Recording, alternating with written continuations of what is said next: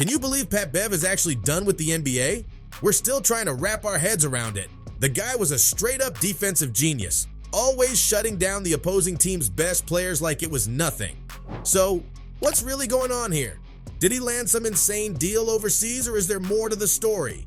We're talking about Pat Bev, the guy who used to be the defensive mastermind of the NBA. He was a key player on some serious playoff teams, but now he's making headlines for a whole different reason. His sudden exit from the league has everyone scratching their heads. What's really going on? Pat's college career was straight fire. He was named Conference Freshman of the Year.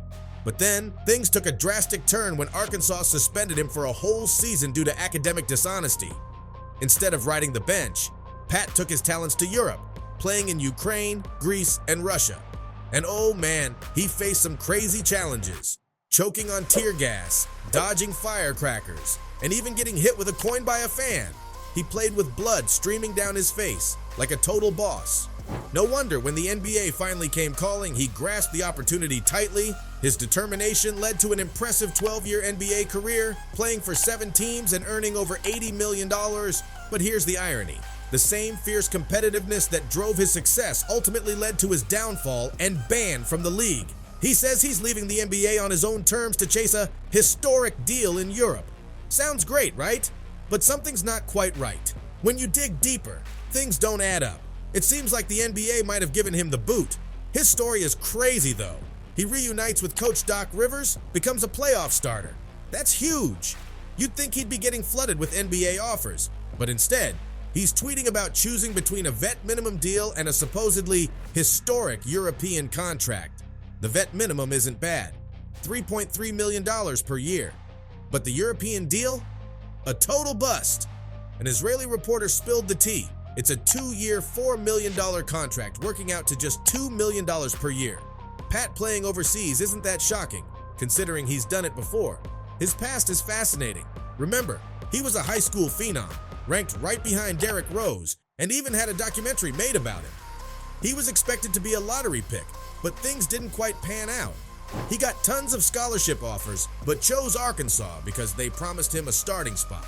And that's when reality set in.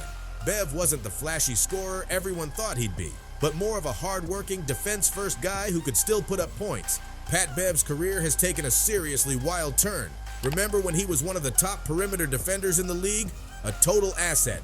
Now he's just a journeyman bouncing around from team to team. And let's be real, his rep wasn't always the best, but people tolerated him because they thought his antics were just part of his game. You know, the whole he's an irritant, gets under your skin thing. Players would say, you hate playing against him, but you'd love him on your team. But that goodwill finally ran out last season. He got traded to the Bucks mid-season and ended his career with a total whimper. In his final game, he threw the ball into the stands for no reason, hitting a lady in the face. The fans were surprisingly chill about it, but Pat Bev just kept throwing the ball back into the crowd. Remember that time Pat Beverley's aggressive style totally backfired in the 2013 playoffs? He made this ridiculously reckless play, diving for a steal even though Russ was clearly calling a timeout. We're not saying it was a dirty play, but come on, that's just crazy reckless. Beverley had to know Russ was calling a timeout, and he still went straight for his knee. That's a huge no-no, and it ended up costing the Thunder big time. They were a 60-win team that year, but without Russ, they were done. They beat the Rockets but got knocked out by the Grizzlies in the next round. That play put Beverley on the map, but he didn't exactly learn his lesson. Over time, he became known as a player who would bend the rules and cause problems. His behavior on the court made him a super divisive figure. Some people admired his intensity, while others saw him as a total liability. It's like, you can be intense and competitive without being reckless and hurting your team. Bev was a phenom from the jump, a point guard with lockdown defense and exceptional teamwork skills. He was like the ultimate team player, meshing perfectly with superstars like James Harden, Kawhi Leonard, and LeBron James.